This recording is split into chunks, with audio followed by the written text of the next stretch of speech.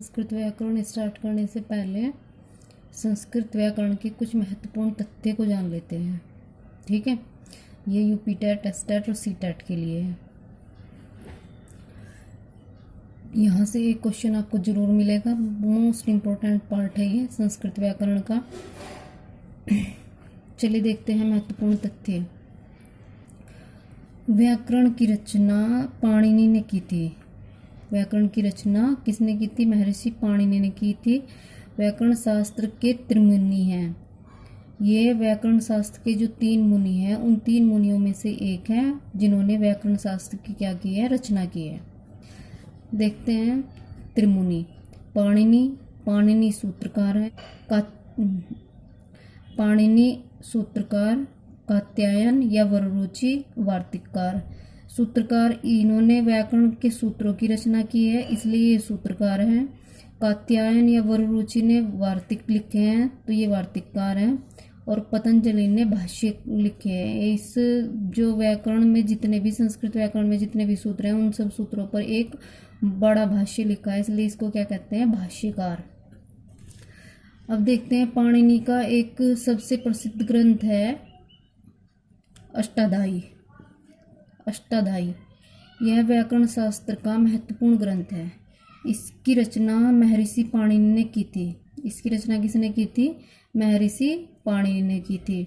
यहाँ से क्वेश्चन बहुत बार आते हैं कि पाणिनि कौन है? सूत्रकार है। कात्यायन या वररुचि कौन है? वार्तिककार हैं। पतंजलि कौन है? भाष्यकार हैं। ठीक है। अष्टाध्यायी के रचनाकार कौन है? पाणिनि। देखते हैं अष्टाध्यायी में क्या है। अष्टाध्यायी में 8 अध्याय हैं, इसलिए इनको क्या कहते हैं? हम अष्टाध्यायी कहते हैं। अष्टाध्यायी यानी कि 8 अध्यायों का समूह। प्रत्येक में 4-4 पाद हैं। कुल मिलाकर 8 × 4 32 पाद हैं तथा 3978 अर्थात लगभग 4000 सूत्र हैं। इस पूरी अष्टाध्यायी में लगभग 4000 क्या है? आपके सूत्र हैं। एक इम्पोर्टेंट चीज देखिए, अष्टाध्यायी में का जो प्रथम सूत्र है वृद्धिरादेश, ये पहले अध्याय का पहले पाद का पहला सूत्र है। ठीक है। अंतिम सूत्र है ये 8वें अध्याय का चौथे पाद का 67वां श्लोक है, यह 67वां सूत्र है। ठीक है। आगे देखते हैं। महर्षि कात्यायन ने अष्टाध्यायी के सूत्रों पर क्या लिखे? वार्तिक लिखे हैं, इसलिए इसको क्या कहते हैं? इनको कहते हैं हम वार्तिककार। पतंजलि ने 4000 सूत्रों पर एक महाभाष्य लिखा है, इसलिए इन्हें भाष्यकार कहते हैं। यहाँ से क्वेश्चन पूछे जाते हैं कि कात्यायन या वररुचि ने क्या लिखे हैं? वार्तिक, इसलिए इनको क्या कहते हैं? वार्तिककार। अब बात करते हैं महाभाष्य में कुल 84 आहनिक है। भट्टोजी दीक्षित ने सूत्रों पर वृत्ति लिखी। भट्टोजी दीक्षित ने क्या लिखा? भट्टोजी दीक्षित ने सूत्रों पर क्या लिखी? वृत्ति लिखी, इसलिए इन्हें क्या कहते हैं? वृत्तिकार कहते हैं। और भट्टोजी दीक्षित की एक प्रसिद्ध रचना है सिद्धांत कौमुदी। कौन सी रचना है? सिद्धांत कौमुदी। ये कई बार एग्जाम में पूछी गई है। सिद्धांत कौमुदी किसकी रचना है? भट्टोजी दीक्षित की। तो ठीक है, तो ये व्याकरण का जो महत्वपूर्ण तथ्य हमने देखे हैं। अब स्टार्ट करते हैं व्याकरण। सबसे पहले देखते हैं संस्कृत शब्द का संधि विच्छेद। सम प्लस क्री प्लस त। सम उपसर्ग है, क्री धातु है और त प्रत्यय है। इनसे मिलकर के क्या बना है? आपका संस्कृत। ठीक है। अब बात करते हैं व्याकरण की। व्याकरणम वी प्लस आंग प्लस क्री प्लस ल्यूट। ल्यूट क्या है? आपका प्रत्यय। और वी प्लस आंग है आपका उपसर्ग और क्री है आपकी धातु। ये क्या है? आपकी धातु। ठीक है। व्याकरण क्या है? व्याकरण शब्दशास्त्र या पदशास्त्र है। व्याकरण क्या है? एक शब्दशास्त्र या पदशास्त्र है।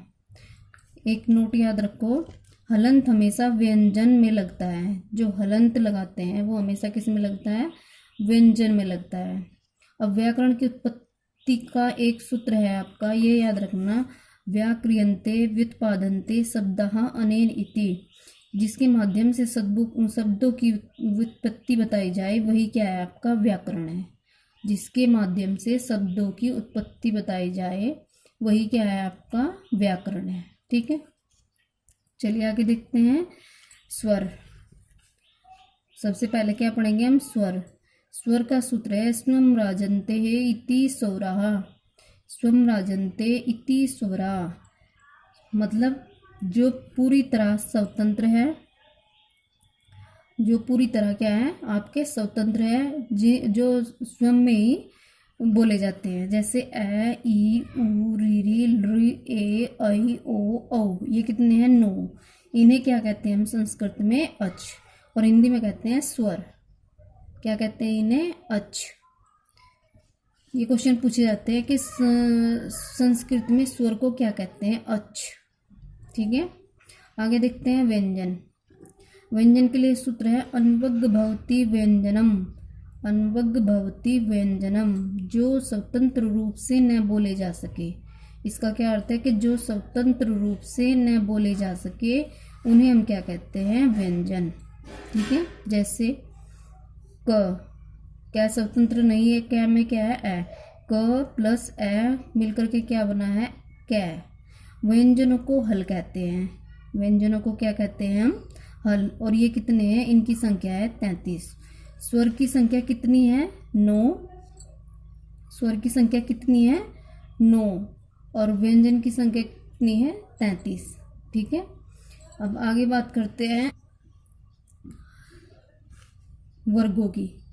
कै वर्ग में 5 वर्ण हैं आपके, च वर्ग में भी 5, ट वर्ग में भी 5, तै वर्ग में भी 5 और पै वर्ग में भी 5। एक बार देखते हैं क, ख, ग, घ, अंग, कै से मैं तक आपके क्या है? 25 वर्ण हैं, जिनको हम क्या बोलते हैं? स्पर्श व्यंजन भी बोलते हैं। ऐसे ही हम हिंदी में पढ़ते हैं। अब एक चीज ध्यान रखो आपके कि जो कै वर्ग है वो किससे बोला जाता है? कंठ से। च वर्ग है तालु से, ट वर्ग है मुर्दा से, तै वर्ग है दंत से और पै वर्ग है ओष्ठ से। ठीक है, जो ये आपके नासिक के व्यंजन होते हैं ये नासिका से भी बोले जाते हैं और वर्ग के उच्चारण स्थान से भी बोले जाते हैं। मतलब अगर अंग की बात करें तो कंठ, नासिका, ये कंठ और नासिका दोनों से बोला जाता है। ठीक है, अब एक चीज और ध्यान रखो कि एक चीज और ध्यान रखो, अल्प प्राण और महाप्राण। अल्प प्राण क्या होते हैं और महाप्राण क्या होते हैं? वर्ग का पहला, तीसरा और 5वां वर्ण क्या होता है? अल्प प्राण। वर्ग का दूसरा और चौथा वर्ण क्या होता है आपका? महाप्राण। ठीक है, अल्प प्राण वर्ग का पहला, तीसरा और 5वां वर्ण होगा अल्प प्राण, दूसरा और चौथा वर्ण होगा आपका महाप्राण। या यूं कह के जो विषम होगा वो अल्प प्राण और जो सम होंगे वो महाप्राण। ठीक है, अब आगे बात करते हैं अंतस्थ व्यंजन की। अंतस्थ व्यंजन की। अंतस्थ व्यंजन कितने होते हैं? 4। य, र, ल और व। और उस व्यंजन भी 4 होते हैं। श, बड़ा श, श, स और है। ये होते हैं आपके टोटल 33। तो कितने हुए आपके? 33। 25 हुए आपके स्पर्श व्यंजन और 8 हुए आपके अंतस्थ। 4 अंतस्थ और 4 ऊष्म व्यंजन। आगे देखते हैं संस्कृत में उच्चारण स्थान की भिन्नता के कारण उक्त 5 वर्ग बनाए गए हैं। कितने वर्ग बनाए गए हैं? 5 वर्ग। इनको हम क्या कहते हैं? वर्गाक्षर। इनको हम क्या कहते हैं? वर्गाक्षर, जिसमें कितने हैं? 25 वर्ण हैं। कितने वर्ण हैं? 25 वर्ण है। इन 25 वर्णों को ही हम क्या कहते हैं? वर्गाक्षर। एक चीज आपकी पढ़ी जाती है संस्कृत में, उदित। जो संस्कृत के बच्चे होंगे वो जानते होंगे, लेकिन जो हिंदी के बच्चे होंगे या किसी और लैंग्वेज के बच्चे होंगे वो नहीं जानते होंगे। तो ये छोटे छोटे शब्द हैं जिनकी परिभाषाएं मैं आपको बता रही हूँ, जिससे कि आप इन्हें अच्छे से समझ लें। उदित। उदित क्या होते हैं? कु, चू, टू, तू, पू, एतहे उदित है। इनमें ऊ की इत संज्ञा होती है। इत संज्ञा का मतलब होता है कि लोप होना, इसलिए ये उदित कहलाते हैं। इसलिए क्या कहते हैं? ये उदित कहलाते हैं। जैसे अगर कहीं कु लिखा हुआ होगा तो कु का मतलब यह है कि पूरे कै वर्ग की बात की गई है। किसकी? पूरे कै वर्ग की बात की गई है। ठीक है, ये कितने होते हैं? 5 होते हैं। उदित वर्णों की संख्या कितनी होती है? 5। 1 2 3 4 5। इसमें ऊ की क्या होती है? इत संज्ञा होती है। इत संज्ञा का मतलब होता है कि उसमें लोप हो जाता है। कै ऊ की इत संज्ञा हो गई, ऊ का लोप हो गया, कै बचा, तो ये क्या कौन सा वर्ग है? कै वर्ग। अब बात करते हैं स्पर्श व्यंजन की। किसकी बात करते हैं? स्पर्श व्यंजनम की। काद्म्यो वावसानः स्पर्शा। कै से मैं तक 25 वर्ण है और ये 25 वर्ण क्या कहलाते हैं? आपके स्पर्श व्यंजन। क्या कहलाते हैं? आपके स्पर्श व्यंजन। कभी कभी क्या होता है कि संस्कृत में आपका ये सूत्र दे देगा कि इसका क्या अर्थ है। काद्यो मावसानः स्पर्शा, इसका मतलब ये है कि कैसे मैं तक जितने भी वर्ण हैं वो क्या कहलाते हैं? आपके स्पर्श व्यंजन कहलाते हैं। ठीक है। अंतस्थ व्यंजन। अंतस्थ व्यंजन का सूत्र है यणो अंतस्थः। यणो अंतस्थ। अंतस्थ व्यंजन में यणो अंतस्थः क्या आपका सूत्र है, और यणो अंतस्था में प्रत्याहार है यण। ये सूत्र दे देगा, आपसे पूछेगा कि इस सूत्र में कौन सा प्रत्याहार है, तो इसमें कौन सा प्रत्याहार है? यण प्रत्याहार है। यण प्रत्याहार है। प्रत्याहार के बारे में भी आपको डिटेल में बताएंगे, अभी आप इतना ही समझ लो। कौन से वर्ण आते हैं? 4 वर्ण आते हैं, य व र और ल। ठीक है। अब बात कर लेते हैं ऊष्म वर्ण की या ऊष्म व्यंजन। शल उष्माण है, इसका सूत्र है शल उष्माण है। शल, इसके अंदर कौन सा प्रत्याहार है? शल प्रत्याहार है। शल प्रत्याहार में भी 4 वर्ण है, स, षटकोण, छोटा स और है। ये आपका शल प्रत्याहार के अंदर। अब बात करते हैं मिश्रित या संयुक्त व्यंजन की। मिश्रित या संयुक्त व्यंजन की। संयुक्त व्यंजन जो 2 या अधिक शब्दों से मिलकर बने होते हैं, जैसे क, षटकोण प्लस ऐ से मिलकर बना है आपका अक्षय, त, र और ऐ से मिलकर बना है त्रय, ज, अय्या और ऐ से मिलकर बना है अज्ञ, ज, अय्या और ऐ से मिलकर बना है अज्ञ। कभी कभी यहाँ से क्वेश्चन पूछे जाते हैं कि ये जो वर्ण है किस से मिलकर के बने होते हैं। अब बात करते हैं योगवाह की। किसकी बात करते हैं? अयोगवाह की। अयोगवाह क्या होते हैं? जो वर्णमाला में नहीं जुड़ पाए, ऐसे वर्ण अयोगवाह कहलाते हैं। हम इन्हें पढ़ते तो वर्णमाला में है लेकिन नहीं जुड़ पाए। ये 4 होते हैं, जैसे अनुस्वार, विसर्ग, जीवामूल्य और उपदमानीय। ये 4 होते हैं, अनुस्वार, विसर्ग, जीवामूल्य और उपदमानीय।